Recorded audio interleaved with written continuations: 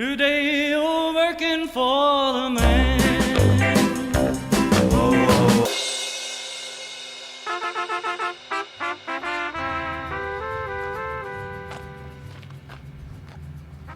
Howdy, my name is Wordna. This is a 1992 Cadillac DeVille, and I think I'm technically on school property right now.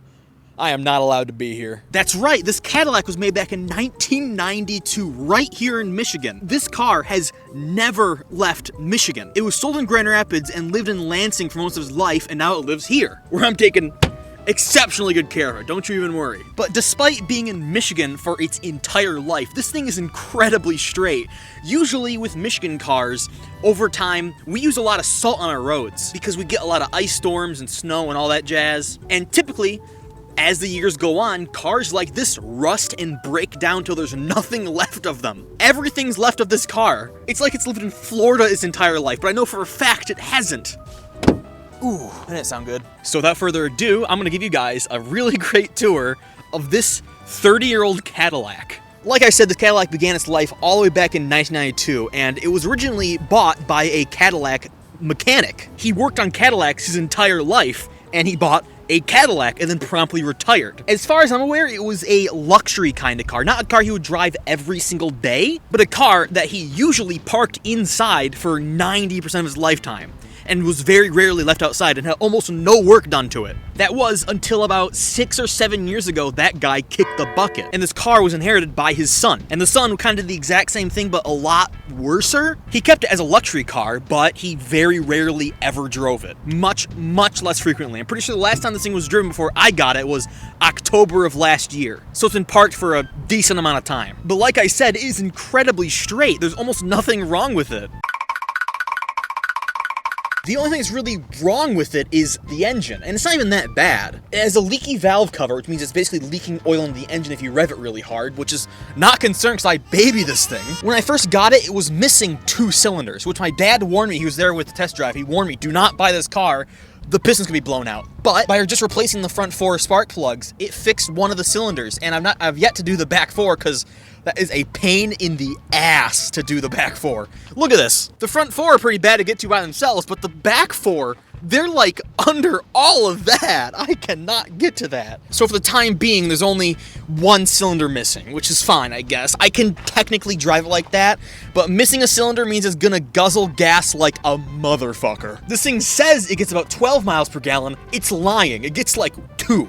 Maybe not 2, but you get the picture. And I mean, besides those 2 things, both of which are really easy fixes to do. I just don't have the time or money. Well, I have time. I have a lot of time. I don't have any money. I mean, the only other broken thing is frickin' those 2 solenoids that keep the hood open. Like, that's it. It's really not bad.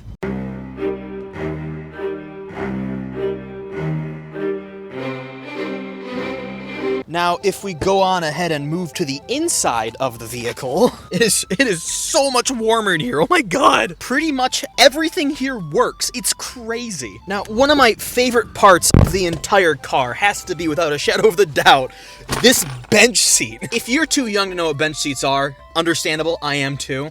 But a lot of cars came with 1 big seat. Now, this is kind of like a weird in-between phase, which I'll get to, where these 2 seats are technically separate, and there is a center console to separate the 2 seats, but if you put this up, it is just 1 long seat. These went out of fashion not long after this car came out. I think you only start seeing them in trucks past this point, I think, and then, like, never again. I mean, if you really wanted to, you could absolutely take a really comfortable nap in this thing. Look at this. And let's not to forget the fact that this seat has so much adjustment. You can go backwards, forwards, up, down, tilt in both directions. And remember what I said about sleeping? I mean, like, come on. This is the kind of car that Grunkle Stan would drive while getting banned from all 50 states. I mean, it's just so fun, isn't it? One of my absolute favorite parts of this entire car has to be its dash, because this is a digital dash. That's not normal in 1992. As you can see, you also got your miles per gallon and fuel and tank, which is so cool. Just so cool. And of course, you got all the fun buttons like range. Nice. How much fuel economy you're getting instantly, how much you're getting on average, how much fuel you've used. Also, the headlights are this ridiculous, just ridiculous knob. Or what is this, plunger, I guess? Then also have automatic headlights, which work, technically. Another one of my favorite parts has to be the radio. Look at this thing. It's all original, and it is a little bit weird. That speaker doesn't work, and there's something going on with the subwoofer back there that also doesn't work, but overall, it works pretty good. Because when you click the power button, turn it on, watch. Look over there. The antenna's going up. Look at that. That's so cool. I'll turn it off for now. The glove box as well is super cool. You can open your trunk and fuel door mirror. And fun fact of the fuel, I don't know if you noticed this from earlier, but it says premium unleaded only. Yeah, this thing takes premium fuel and only premium fuel. If you put normal fuel in this, it'll burn a hole in the engine, basically, or at least the pistons. So if you're gonna buy this car, be ready to pay out the wazoo for fuel, especially this one, which, as I said before, is a missing cylinder, which burns fuel like nobody's business. The climate control is also really, really cool. Unfortunately, there's no way to get hot air out of these vents. Hot air only comes out of the top vents if you ask it to, or always the bottom vents. Hot air only comes out of those two vents. You cannot get it to come out of these vents, which is really unfortunate for me, but it's not a big deal. Another really, really cool thing has to be the trunk. Let me go pop it real quick. You got your eyes on it? Watch this. Did you see it? So if the trunk looked a little bit weird, that's because it's a power trunk. Don't mind all this junk, this is where I keep my dead hookers. But anyway, which basically means that when you close the trunk, it'll automatically latch down on it. So watch this, I hit it. Look at it go down, that's so cool. Well, let me go ahead and give you guys the raw driving experience. Obviously, like I said, it's missing a cylinder, and I forgot to mention, but one of the wheel bearings around this thing is a little screwy-wooey, so it also vibrates pretty good going on the road, but I don't think it's dangerous, and I'm gonna replace it very shortly. I'm just waiting for my pull barn to open up, but without further ado, let's start the bad girl. What can I say? Yeah, like I said, it does vibrate a little bit. You can actually probably see through the camera how bad it's vibrating. Oh my god.